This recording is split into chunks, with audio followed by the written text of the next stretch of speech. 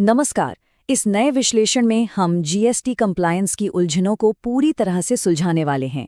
सच कहा जाए तो जीएसटी रिटर्न्स का नाम सुनते ही थोड़ी घबराहट होना बहुत आम बात है, लेकिन आज इस पूरी प्रक्रिया को हम मिलकर डिकोड करेंगे ताकि ये इंडियन बिजनेस के लिए एकदम क्लियर और आसान रोडमैप बन जाए।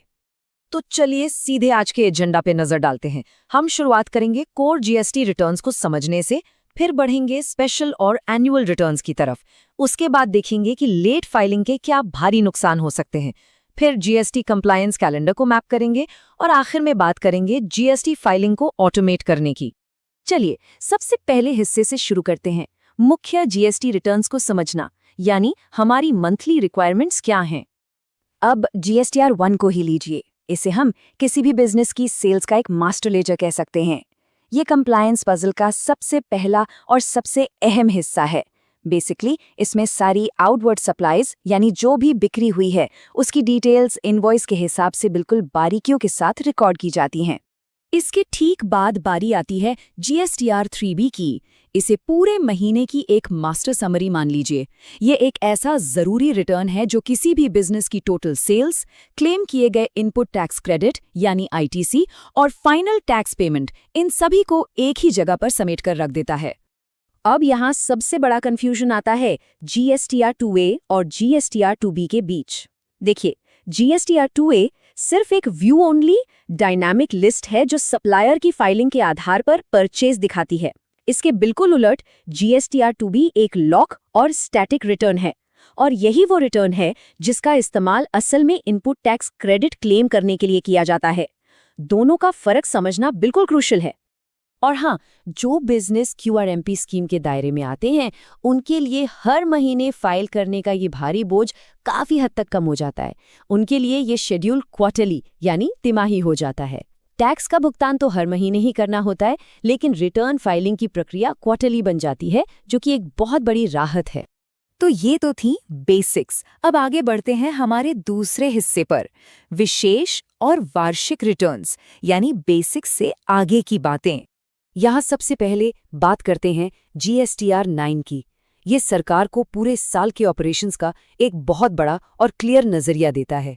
एक तरह से ये साल भर के सभी मंथली और क्वार्टरली रिटर्न्स की एक ग्रैंड समरी है। और ध्यान रखने वाली बात यह है कि इस माह रिटर्न को अगले फाइनेंशियल ईयर की 31 दिसंबर तक हर हाल में फाइल करना होता है। अब स्क्रीन पर दिख रहे इस 5 करोड़ के आंकड़े पर गौर कीजिए। ये नंबर बहुत बहुत मायने रखता है। अगर बिजनेस का टर्नओवर 5 करोड़ रुपए की इस मैसिव लिमिट को पार कर जाता है तो अकाउंट बुक्स और रिटर्न्स के बीच GSTR 9C reconciliation statement file करना स्ट्रिक्टली अनिवार्य हो जाता है। इससे मिस करने का तो सवाल ही पैदा नहीं होता।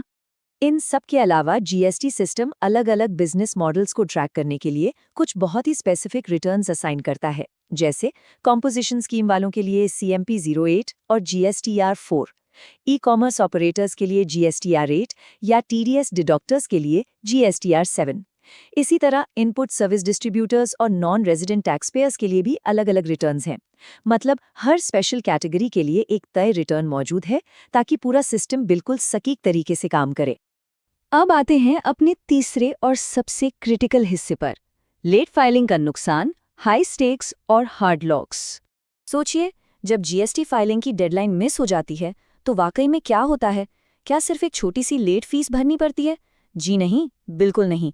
इसके नतीजे एक आम लेट फीस से कहीं ज्यादा खतरनाक होते हैं। ये सीधे तौर पर बिजनेस ऑपरेशंस और टैक्स लायबिलिटीज को बुरी तरह हिलाकर रख देते हैं। दरअसल एक सिंगल लेट फाइलिंग से पेनल्टीज का एक लंबा डोमिनो इफेक्ट शुरू हो जाता है। सबसे पहले टैक्स पर टैक्स लगने लगता है, फिर late fees automatically GSTR 3B में जुड़ जाती है। और इसकी सबसे चोट करने वाली बात पता है क्या है? अगर कोई सप्लायर अपना जीएसटीआर 1 लेट फाइल करता है तो बायर का जरूरी इनपुट टैक्स क्रेडिट तुरंत ब्लॉक हो जाता है। ये बिल्कुल एक चेन रिएक्शन की तरह काम करता है। और अब तो पहली बार में ही सही फाइलिंग करने की अहमियत कई गुना बढ़ गई है। क्यों? क्योंकि जुलाई 2025 से जीएसटी सिस्टम में एक नया हार्ड लॉकिंग फीचर लागू हो रहा है। इसका सीधा सा मतलब ये है कि एक बार रिटर्न फाइल हो गया तो किसी भी हालत में उसमें कोई बदलाव या एडिट नहीं किया जा सकेगा। यानी आगे चलकर गलतियों की कोई गुंजाइश, कोई माफी नहीं होगी। इसके साथ ही नियम लगातार बदलते रहते हैं, इसलिए अपडेट रहना बहुत जरूरी है।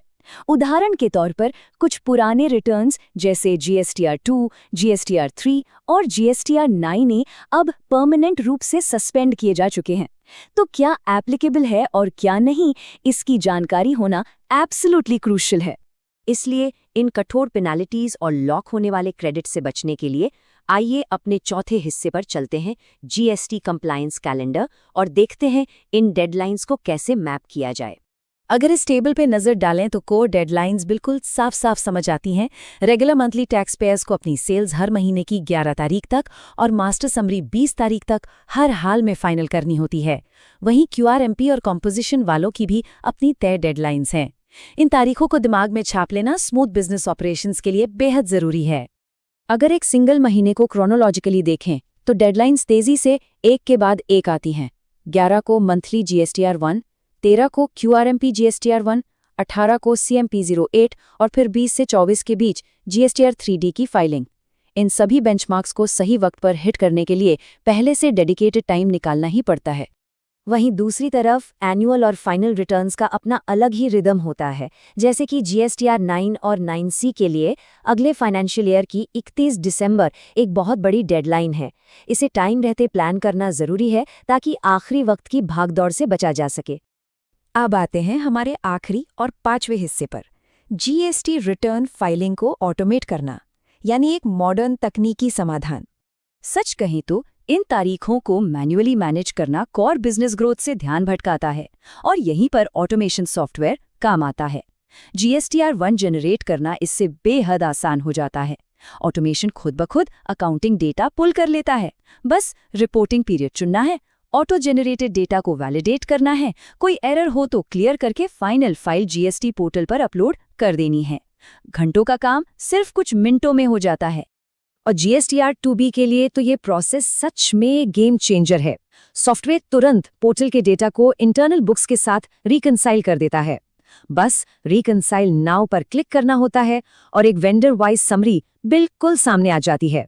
ये साफ बता देता है कि मिसिंग बिल्स के लिए किन सप्लायर से तुरंत संपर्क करना है ताकि कोई भी इनपुट टैक्स क्रेडिट फंसा ना रह जाए।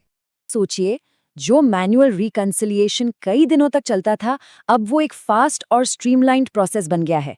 ऐसे मुश्किल मासिक कामों को ऑटोमेट करने से इंसानी गलतियों की गुंजाइश लगभग खत्म हो जाती है। ये न सिर्फ डेडलाइंस मीट करना गारंटी करता है, बल्कि अल्टीमेटली बिजनेस के कैश फ्लो को भी पूरी तरह सुरक्षित रखता है। तो इस पूरे विश्लेषण को समेटते हुए एक आखिरी और बहुत जरूरी सवाल पर विचार करना चाहिए। क्या मौजूदा मैनुअल कंप्लायंस प्रोसेस इतना मजबूत है जो जुलाई 2025 के नए हार्ड लॉक की सख्त चुनौती को झेल सके? नए कड़े नियम बहुत तेजी से पास आ रहे हैं।